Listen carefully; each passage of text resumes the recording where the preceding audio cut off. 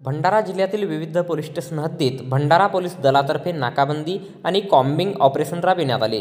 भंडारा जिल्ह्यात सर्वत्र शांतता राहावी आणि कोणतेही घातपाती कृत्य, अनुचित घटना घडू नये, कायदा आणि सुव्यवस्था अबाधित राहावी या कारणाने भंडारा पोलीस दलातर्फे नाकाबंदी आणि कॉम्बिंग ऑपरेशन दिनांक 18 डिसेंबर 2024 रोजी सायंकाळी 7 ते रात्री 12 वाजता दरम्यान पोलीस अधीक्षक नुरुल हसन यांच्या मार्गदर्शनात यशस्वीरित्या राबविण्यात आला.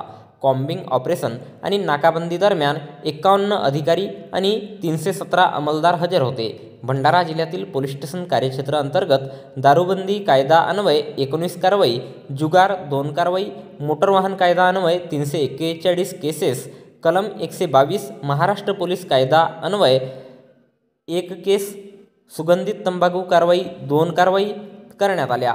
कारागृहातून सुटलेले गुन्हेगार, अभिलेखावरील गुन्हेगार, माहितीगार गुन्हेगार असा एकूण 180 इसम यांना त्यांच्या घरी तपासणी करण्यात आली. तसेच नाकाबंदी दरम्यान 846 वाहने तपासणी करण्यात आले.